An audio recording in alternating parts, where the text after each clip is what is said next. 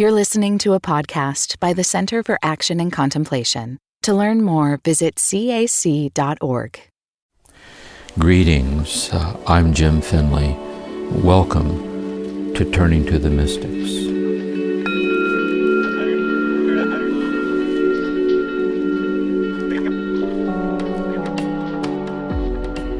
Greetings, everyone. Welcome to our time here together, turning for guidance to the Christian mystic St. John of the Cross.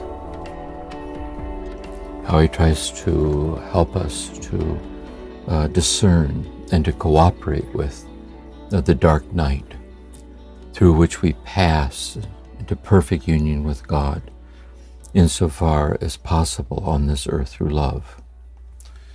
And we began with the Ascent of Mount Carmel, Book 2, Chapter 13, where he gives some guidelines on how to discern the presence of the dark night as it begins to appear in meditation and prayer. This sense of powerlessness to be consoled or nurtured by the presence of God as a way that God weans us off our dependency on these grace but finite ways of experiencing and responding to God. That God might lead us into the beginnings of this deeper sense of an infinite union with the infinite mystery of God, beyond thought, beyond words, so on. And then we saw how this night has an active aspect and a passive aspect. It's passive in that it happens to us, that it's an act of God interiorly at work in the depths of ourself. But then it's active the ways we freely choose to cooperate with it, that we assent to it, and in a way of staying open to and trusting in God in this transformative process beyond our own understanding, beyond our own abilities.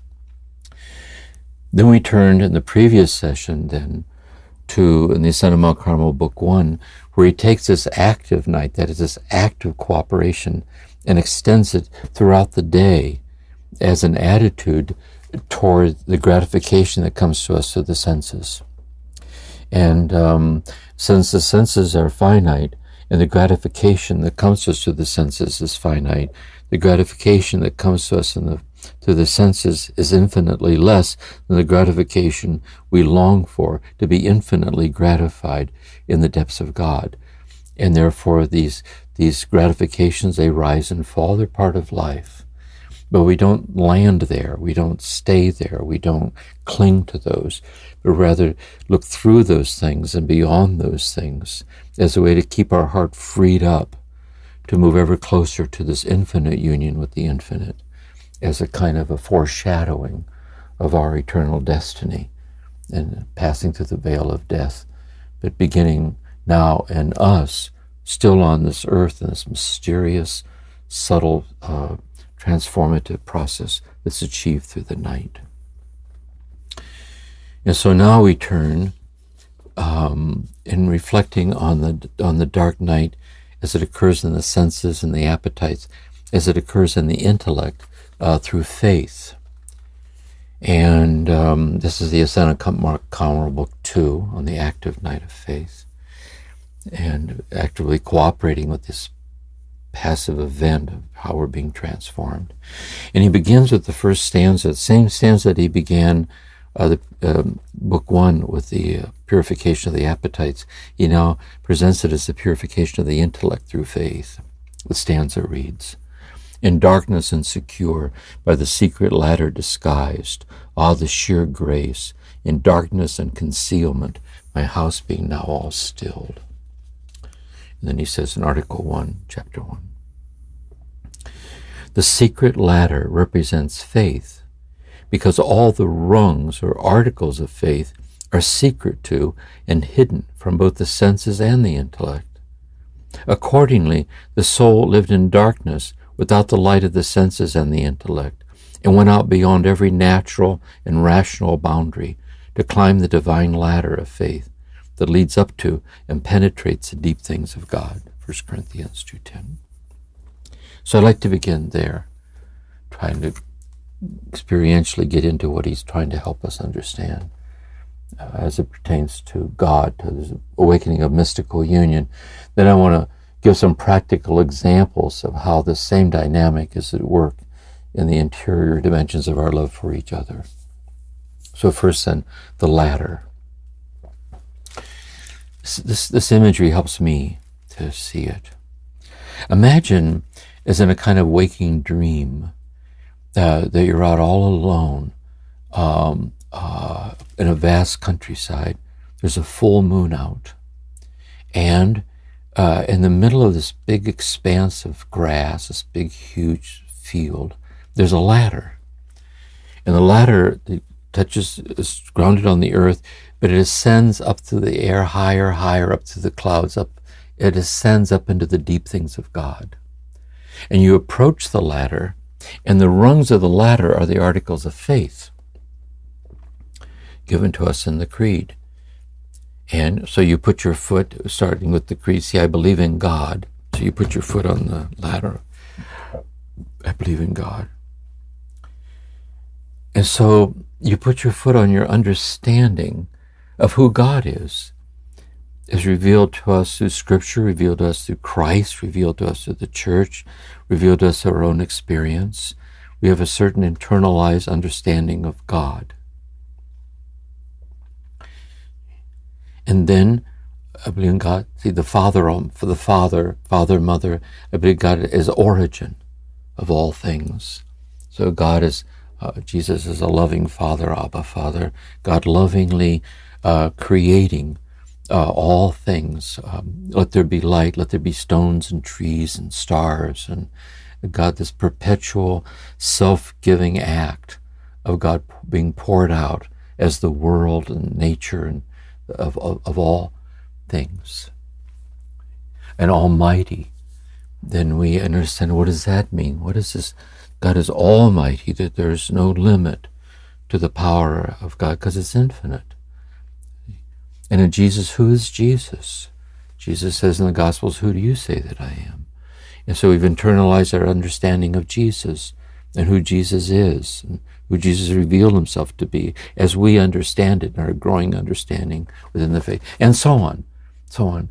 And likewise, each of the rung, then, each of the teachings of Christ, the Beatitudes, the teachings, the parables, teachings, climbing up to the rungs ladder. Then when you're way up there above the clouds, it suddenly dawns on you that you don't know what these things mean. You don't know what they mean. The faith comes through hearing. You know they exist. Through the power of faith, you know they exist.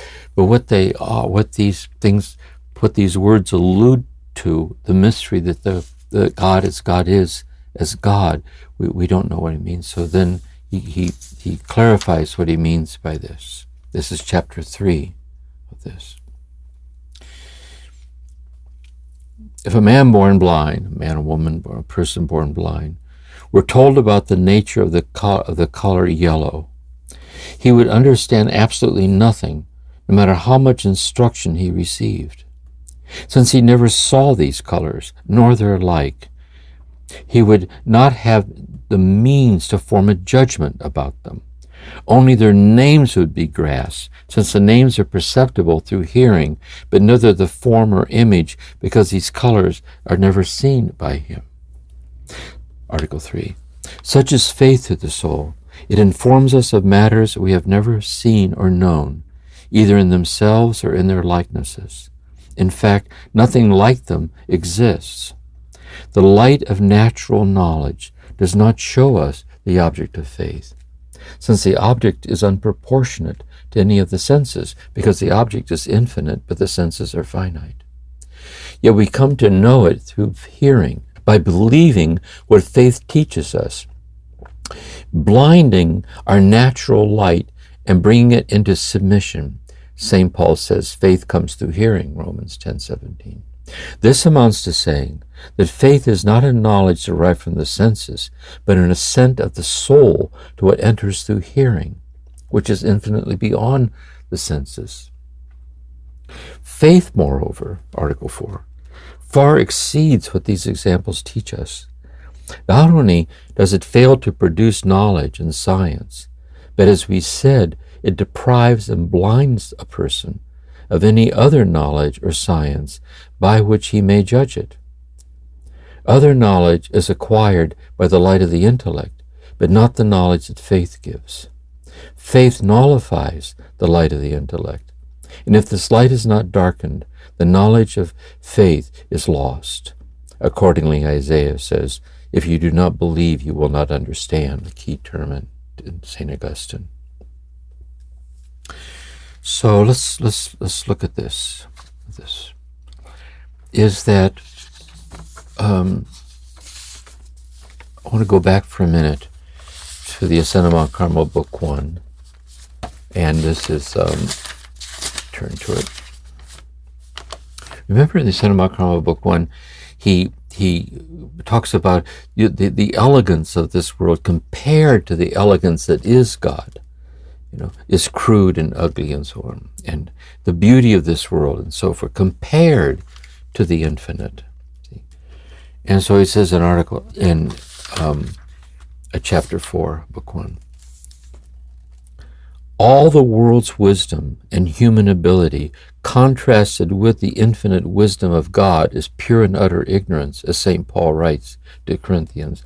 The wisdom of this world is foolishness in God's sight, 1 Corinthians 3:19.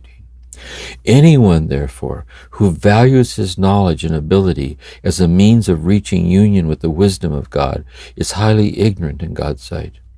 It will be left behind, far away from this wisdom. I love this. Ignorance does not grasp, but wisdom is. And in God's sight, those who think they have some wisdom are very ignorant. For the apostle says of them in writing in Romans, taking unto themselves wise men, they become fools, Romans 1:22. Only those who set aside their own knowledge and walk in God's service like unlearned children receive wisdom from God. I'd like to reflect on this. Yes, it is true. The faith comes through hearing. And when we hear that God is love, and we take that in, and by way of analogy, we know something of what that means because we know what love is in us. But to say that God is love is infinitely more than what we know God is in us through analogies of how we love each other. Because God is infinite love. Actus plurissimus, the overflowing fullness of love itself. Again, you can't get the ocean into a thimble, but you can drop the thimble into the ocean, and we are that thimble. And so the boundaryless expanse of God's love is infinitely beyond. See, what we are able to we know that God is love. Because of faith, through hearing, and we assent to it. We're like the person born blind who has no substantive knowledge of what the color yellow is. We have no substantive knowledge of what the infinite love of God is. And therefore, by faith that God is love, we're beyond ourselves. See, that faith then, is not the knowledge that comes through faith. It doesn't come through the intellect. It doesn't mean, like St. Augustine says, faith-seeking understanding, that we can keep deepening and exploring it. But in essence, the essence of the explorations keep opening out upon. And therefore, through a faith is a kind of paradoxical knowledge, of a knowledge that passes beyond the frontiers of what the intellect can comprehend. But although it is beyond what the intellect can comprehend, through the gift of faith we know it's true in some obscure, intimate manner. And so God is present, so God is Trinity, so God is eternal, so God is mercy. So too with the things of God. And therefore there's a certain comfort level, as well there should be, in how we've internalized our understanding of God through the scriptures and through liturgy and through reflection and through prayer and through reading spiritual books. All this is real, it's important. But he's now saying that God is inviting us out beyond this graced and real knowledge of God as in a mere darkly or veiled in these mediations into an unmediated infinite knowledge, and which requires of us then that we not depend on or identify with what we're capable of understanding, but rather identify with what we're incapable of understanding, but which is drawing us to itself unexplainably in ways we don't understand. I'd like to share an image of this, because this is obscure, this is subtle, he's saying here.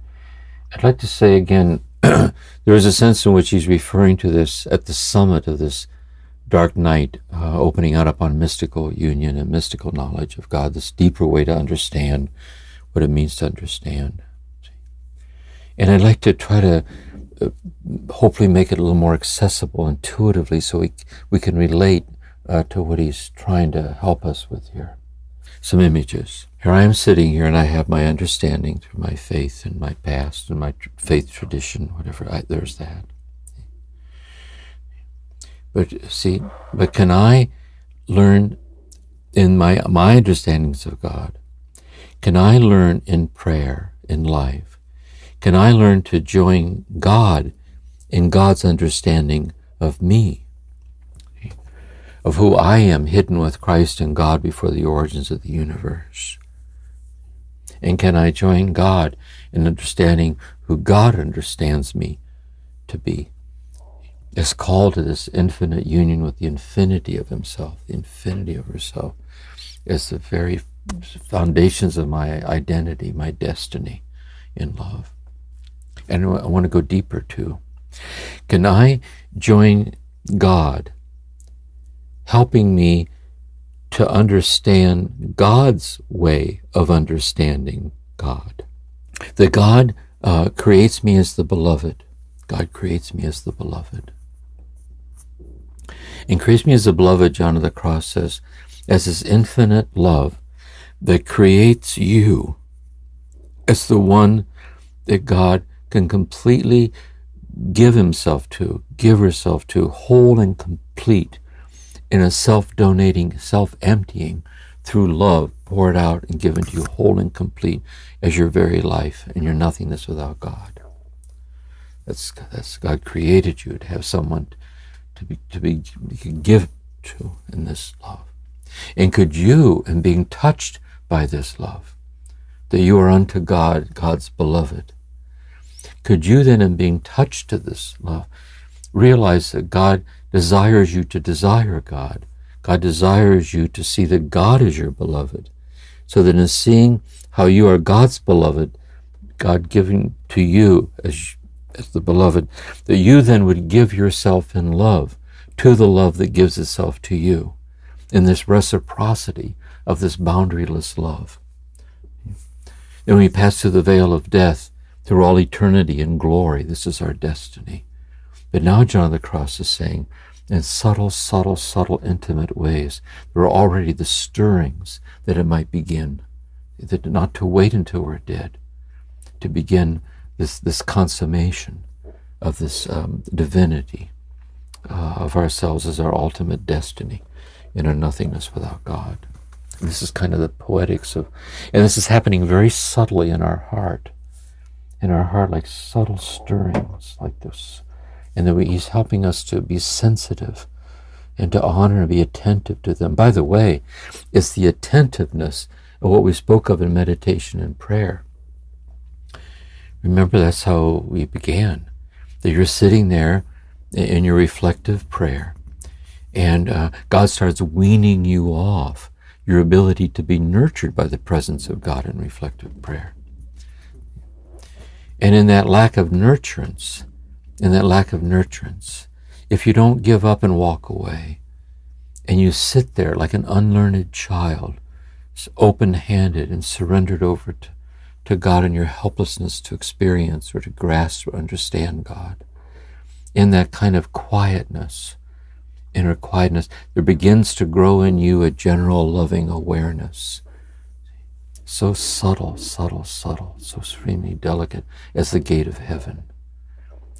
And so this faith then is a faith intimately realized in prayer that is now, we seek to actively cultivate it and habituate it into an habituated underlying way of our deepest understandings throughout the day, like a transformation of this understanding into this divinized understanding, in this poverty and in this simplicity, like the interiority of it. That God's infinitely in love with you, and you realize through the grace of God that you're falling in love with God. And these are the guidelines to consummate the union, this destiny. I'd like to hopefully clarify this by reflecting a little bit on how this summit of this love, the transformative energies like rain falling down and soaking into the lowest of places, these same energies can be seen in the way that we love and love each other. And I'd like to reflect on this. It's kind of a sacrament of this love. Again, imagine then that you meet someone. And when you first meet them, you see them and you hear their voice, and you see them just like everyone around you sees them. And as you start talking and get to know each other, you begin to go deeper in understanding the person by the way they share themselves with you and reflect with you and how their mind works and the things they see. So there's a kind of a deepening interior knowledge of the person. In that deepening process, you realize you're starting to fall in love with the person. And as you fall in love, there's the knowledge born of love. And I'd put it poetically this way.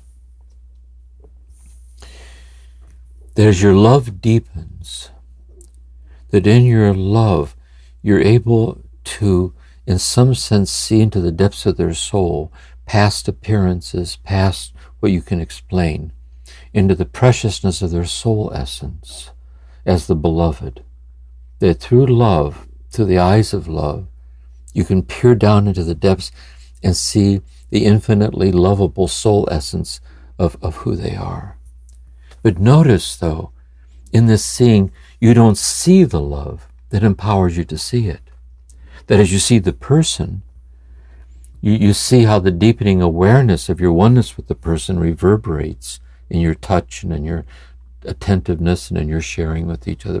But the love itself remains unseen, that empowers you to see this. Furthermore, you don't really see the innermost essence of the person. Because in the innermost depths of God, the person belongs completely to God and is of God and has a value that cannot be calculated. And you sense the intimations of the divinity or the mystery of their presence. And in sensing this, you realize that your present understanding of who they are and your love, that love always kind of calls you to go beyond that, that you're grateful for it, how sensitized you are to the subtleties of their movements of their being. But then you see, from the vantage point of that love, a yet deeper oneness with the mystery of who they are. And you're a perpetual exodus. You're being called by love into this ever deeper oneness like this. There remains less and less and less explainable to anybody. If someone would try to explain this to someone, you wouldn't know where to start. Because you don't understand it yourself. I mean, you don't comprehend it yourself. But through the knowledge born of love, it's a transconceptual knowledge born of love. And imagine too then the beloved, then, in seeing that they're seen, that in your love for them, you reveal them to themselves as infinitely, as unexplainably precious and lovable, which is an echo of how God sees them as unexplainably, ineffably lovable, created by God in the image and likeness of God. And they, in being so seen and so revealed to themselves, they then return the favor by then seeing you past the appearances, past their thoughts, past their things, seen ever deeper in the deepening of love, where they see the depths of you, see, unexplainably. And the depths of you is abyss-like. That is, the deeper it goes, it's an ascent and opens out upon the bottomless abyss of God, welling up and giving itself as the intimate immediacy and the miracle and the preciousness of you as the beloved's beloved, as they to you. And you reveal yourselves to each other in this reciprocity of love.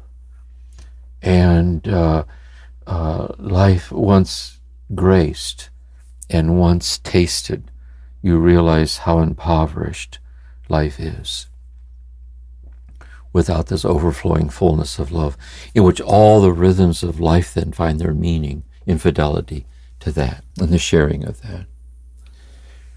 Likewise, we said earlier, this also holds true, where you can, and the same thing can occur in art, in the beautiful, and surrendering to the beautiful can be given in poetry, roka. You must ask yourself in the stillest hour of your darkest night, must I write poetry? And if the answer is a clear and simple yes, you must build your whole life in fidelity to that inner imperative. And the deeper you go into the beauty of the poetry, the more unexplainable what's happening to you becomes, as the beauty of poetry is transforming you into itself, opening out upon as being ultimately divine. So the way of the artist, the way of the poet, the one who serves the poor, the one who's called to solitude, the solitary wanderer, the one who's called to service to a community, that all these are potential modalities of being enraptured by this knowledge beyond concepts, this living heart knowledge born of love. And then in the context of this, John the Cross is saying then, there is the gift then of how God's present in all these ways as sacraments of this love, that you're being drawn in the prayer, that you're falling in love with God. Not as you know God as mediated to you through faith, through your insights and consolations and reassurances, all that's holy and real. But you're being weaned off a dependency on that toward this infinite union, and he's helping us to pass through that, which is like a dark night unto us. It's dark because we're blinded by its infinite light, and blinded by its infinite light because in its light we also see how impoverished our finite ways of experiencing God are. And in this paradoxical knowledge, transconceptual knowing beyond what can be comprehended, that he's leading us interiorly along this path. You can see how subtle these teachings are, I think, because how foolish it would be if I would say, I'm trying to be so clear that I'm going to explain it. But insofar as I could explain it, it would be infinitely less of what the teachings are about. That the teachings and the rhythm and cadences of the mystic's voice, they access our heart with intimate intimations of the unexplainable, which in some way we recognize. And we recognize it as what's touched us and is drawing us to itself. And in this way, that John of the Cross guides us like this. I was so grateful to be with Thomas Merton at the monastery, because I saw him as a living embodiment of these mystical traditions, these lineages. And it was Merton who introduced me to John of the Cross. I'd go out in the woods and sit at a tree, and I would read these things I'm reading to you, and it was the same voice. See, it's this ancient voice of the lineage down through the ages, from awakened heart to awakened heart, and so the deathless presence of John of the Cross can help us in our heartfelt sincerity of living in the poetic richness of this so intimately realized. I'd like to share a couple passages here I think are particularly profound and lovely here on this. This is chapter 4, article 5. So let's say you're on this road. That is, let's say you're being carried along unexplainably by the unexplainable, taking you to itself. A knowledge utterly transcending all that you can comprehend. As regard to this road to union, entering on the road means leaving one's own road, or better, moving on to the goal, and turning from one's own mode implies entry into what has no mode, that is God. So there are modes of being, but God has no mode. God is infinite reality, that is the infinite reality of all modes of being. But God as God is utterly beyond all these specific modes. A person who reaches this state, this modeless mode, no longer has any modes or methods. Still less is he nor can he be attached to them. I'm referring to modes of understanding, taste, and feeling. Within himself, though, he possesses all methods, like one who, though having nothing, yet possesses all things. 2 Corinthians 6:10. By being courageous enough to pass beyond the interior and exterior limits of his nature, he enters within supernatural bounds, bounds that have no mode, yet in substance possess all modes. To reach the supernatural bounds, a person must depart from his natural bounds and leave self far off in respect to his interior and exterior limits in order to mount from the low state to the highest. And my sense of this is so personal, how each of us might experience this, is insofar as we're touched by the beauty of it. The very fact we're touched by the beauty of it bears witness that it's already happening to us. In the midst of our wayward ways, in the midst of the unresolved matters of our mind and heart, in the childlike sincerity, I realize there is unfolding within me intimations of this infinite love taking me to itself unexplainably in the intimate unfoldings of my body, my mind, my emotions, my life, in birth and death and joy and sorrow, is all becoming infused with the kind of the divinity that rises and falls in the cadences of these modes, transcending all modes. Back in the good old days when I was holy, it all seemed so clear, the chapter and verse clarity. But now, for quite some time now, I become perplexed, like delightfully perplexed in this enigmatic darkness and the ungraspability of this deep divine understanding being conveyed to me in this night. Article 6, chapter 6. Passing beyond all that is naturally and spiritually intelligible or comprehensible. When I read this at the monastery, this so got to me, right here. Passing beyond all that is naturally and spiritually intelligible or comprehensible, a person ought to desire with all his might to attain what in this life is unknowable and unimaginable, and parting company with all he can or does taste and feel, temporally and spiritually. He must ardently long to acquire what surpasses all taste and feeling.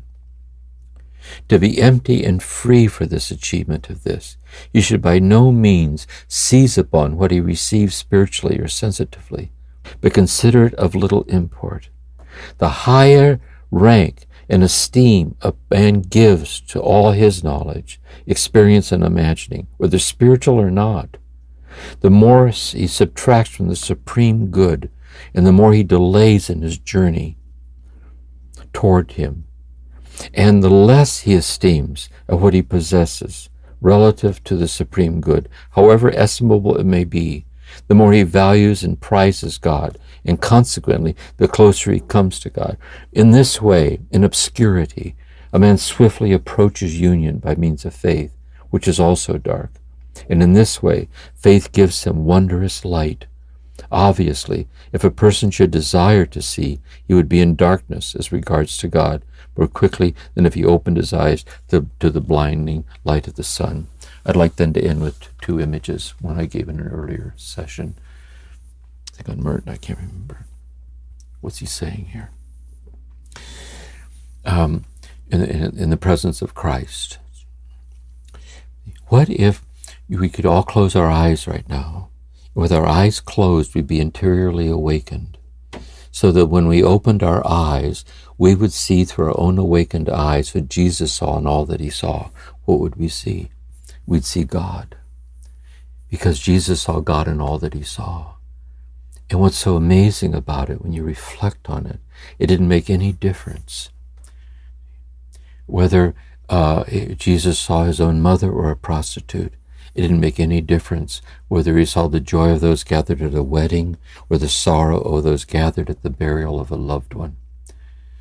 It didn't make any difference whether he saw a person of great wealth and power or a widow dropping her last coin in the box.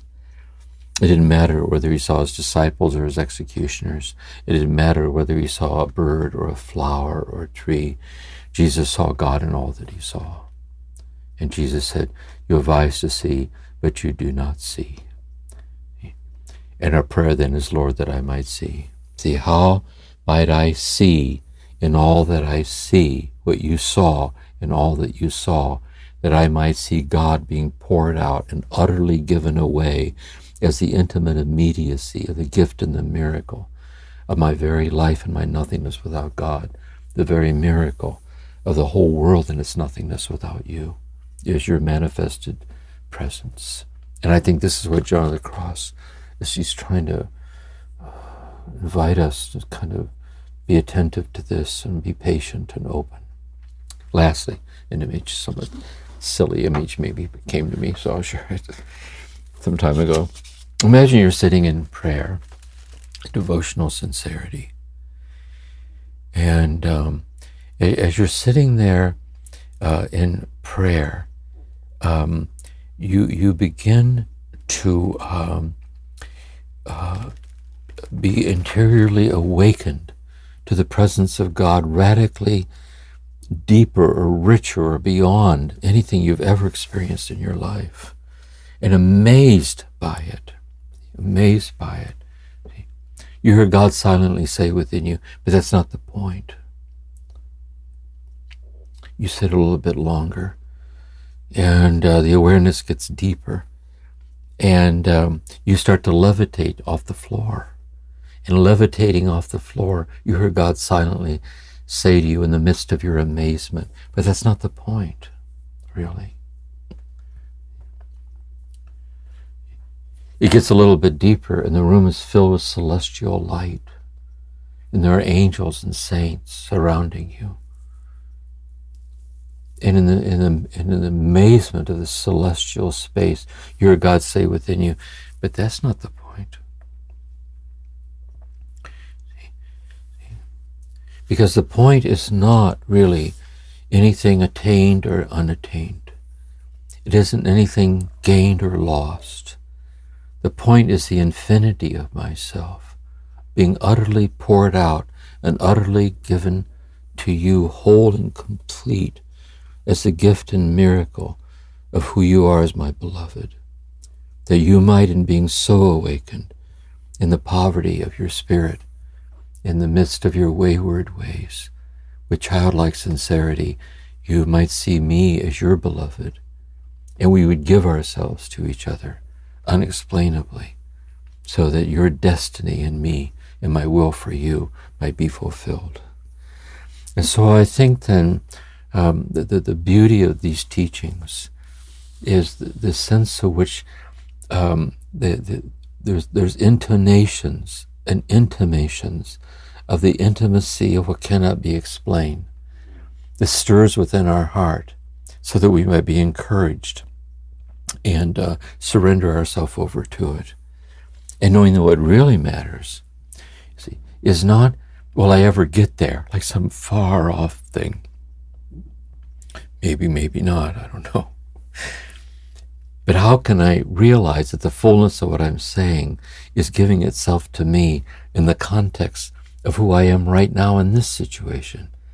See, how could I ask God to help me to see the divinity that's sustaining me unexplainably, pouring itself out as this love nature of all things, so that by seeing it, I might give myself to that, and give myself to that, I might share it with others. By this shall know my disciples, that you love one another, even as I have loved you. And so we'll end there.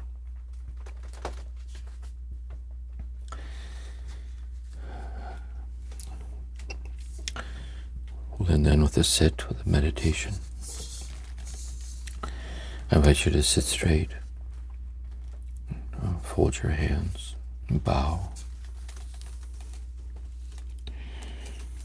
And repeat after me. Be still and know I am God. Be still and know I am.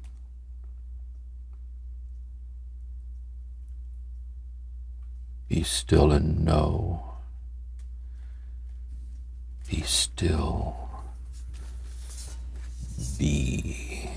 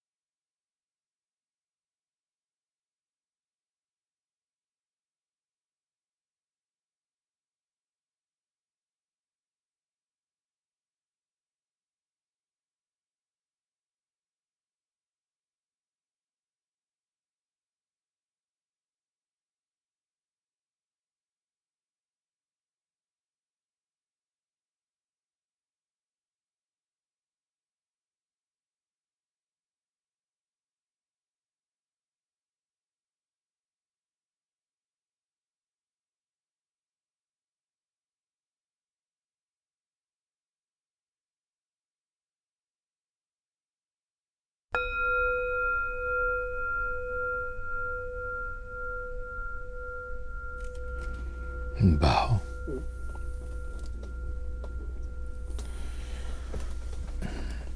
Oh, we said the Lord's Prayer together. Our Father, who art in heaven, hallowed be thy name. Thy kingdom come, thy will be done on earth as it is in heaven. Give us this day our daily bread, and forgive us our trespasses, as we forgive those who trespass against us.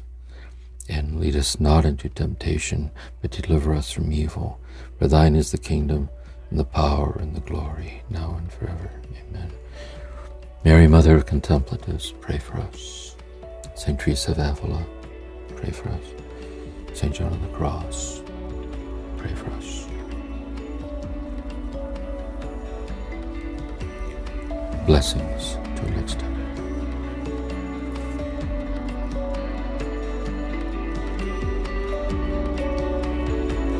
Thank you for listening to this episode of Turning to the Mystics, a podcast created by the Center for Action and Contemplation. We're planning to do episodes that answer your questions. So if you have a question, please email us at podcasts@cac.org or send us a voicemail at cac.org/voicemails. All of this information can be found in the show notes. We'll see you again soon.